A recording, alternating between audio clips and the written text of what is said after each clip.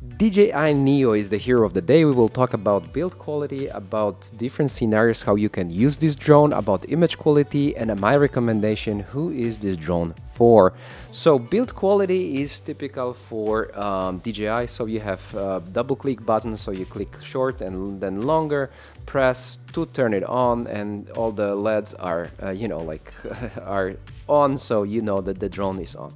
Then here you have something very special. So you have this front panel that allows you to control this drone without any extra equipment. No cell phone, no controller, no nothing. So it tells you, like, there are voice commands that you can hear. Droning, circle, rocket, spotlight, direction track. Direction track is like in front of you, so it can see you. Follow. And follow will follow you from the back. So that's a very, very interesting situation. So you can basically use this drone out of your hand, no problems. When it comes to the bottom part, you have the sensors, bottom sensors that, for example, detect your palm when it's under the drone, and the drone starts to land automatically on your hand, which is really awesome. Here you have the button to release the battery backwards, and the battery is out. You have this little stand here to allow it to stand firm on the... You see, it tells you like what it detected and like what can you do, and when you longer press, it starts to close. Follow. 3, 2, unable to take off. Aircraft in motion. You see, I moved it, and you have to, like, you don't have to, you cannot move it. And there you have like one axis gimbal here with one half-inch sensor inside, which I was excited about, but the performance of this sensor is a little disappointing, but about that a little later in the video. You have propeller guards, so it's a very safe, very small drone to use. The other thing, I was thinking that maybe it will be a little more quiet, but it does have a high pitch weirdly sound there, so it's not that quiet as I expected, but that's just a minor thing.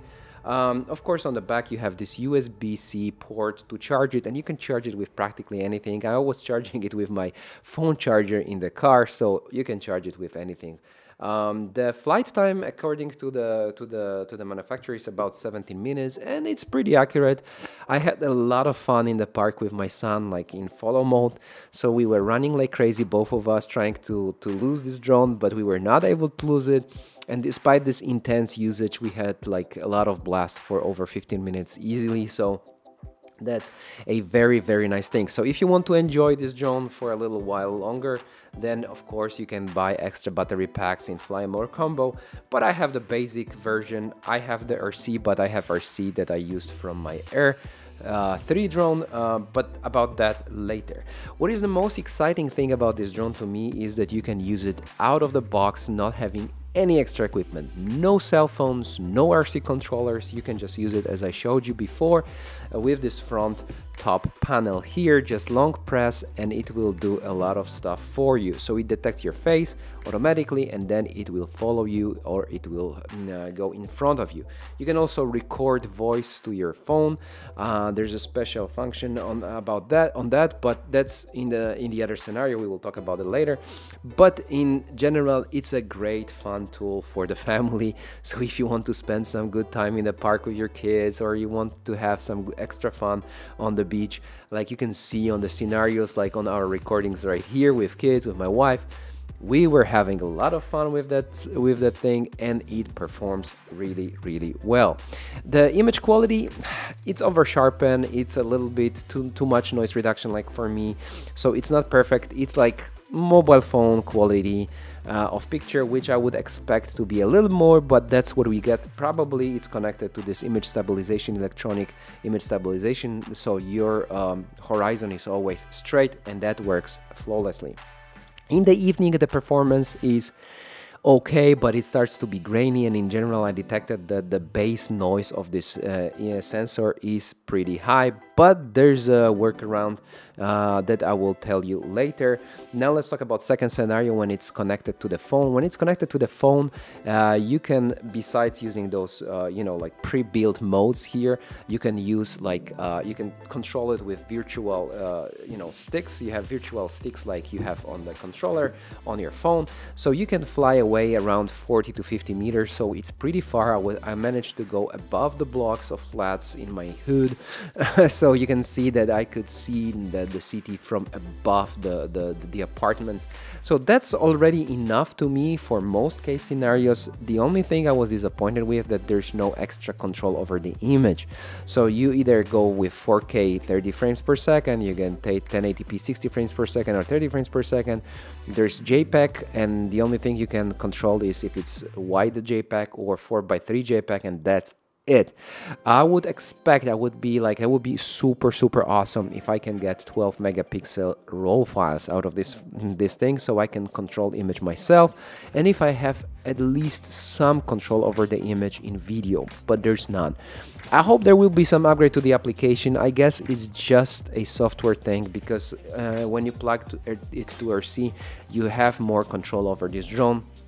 So I guess that's just a matter of future upgrades. I don't know that, but I hope it will be the case. Now, third case scenario is when you turn this drone into a full-fledged serious drone. So first of all, if you have like any controller available, you have to upgrade the software. So with latest software, it will work with DJI Neo without any problem. So I have upgraded my DJI RC2 Pro, I think it's, I don't know, you know, like this one with the with the built-in display, and now it works perfectly and flawlessly with DJI Neo. And this is where it starts to shine, because like you can control the exposure, you can control the ISO, and despite not having any image profiles there, you can control image to a little bit. What I mean by that, so first of all, like pro tip, if you want to get the best image out of this thing, you have to go down with exposure by minus 0.3 or minus 0.7. DJI is notorious for overexposing and, you know, like burnouts. You don't want that. So that's the first thing. You want to drop the ISO to 100, and then the drone will do its automatic thing when it comes to shutter speed, so that's covered. Now, the most important thing to me is not the range, because the range is insane. I mean, you are limited with this flight time, but you can fly really far. What I tested with my friends on the, like, having like good time on the island close to Faro. But that's not the case. That's not the main thing I want to share with you. It's the thing is that you can actually control the image a little bit. So you can drop the noise reduction, and you can drop the image sharpening. Sorry. Now, noise reduction I don't recommend to drop. I dropped it for some tests in my neighborhood, but the, you know, base noise of this drone is pretty high. So something I don't recommend to do. So leave the noise reduction on 0, so the you know, default setting, but you can drop the sharpness all the way down to -2. And that's something I recommend, because it starts to lose this over digital, over sharpened, you know, a mobile phone type of look of the recording. So this is something that I highly recommend to do. So overall, the stability and the range of this drone when connected to RC controller is amazing. So I was really shocked, like, that you can do such a small thing that can be so useful. So if you are a vlogger, if you want to enhance your videos, like you know, with some drone footage, but you don't want to mess with all the permissions, licenses, and problems with, you know, like local police or something like that, this is basically viewed as a toy, but it can be used as a serious recording machine. The only downside again is that despite being connected to the RC controller, I still cannot get DNG file, like RAW file, which I would really appreciate, because I think this thing is absolutely capable of capturing RAW files. It's just software thing. So hello DJI, please give us this option. And DJI Neo is a very nice solution for those who want a hassle-free, no stress drone, like toy drone with some pro features that you can actually use in real life. Overall, great fun, great little device, 135 grams, so it's really small, it's really compact. If you don't want to carry anything in your bag but the drone, you can just put it Like look at, it's very thin, it's very light, it's very safe to use, so it's very difficult to harm yourself.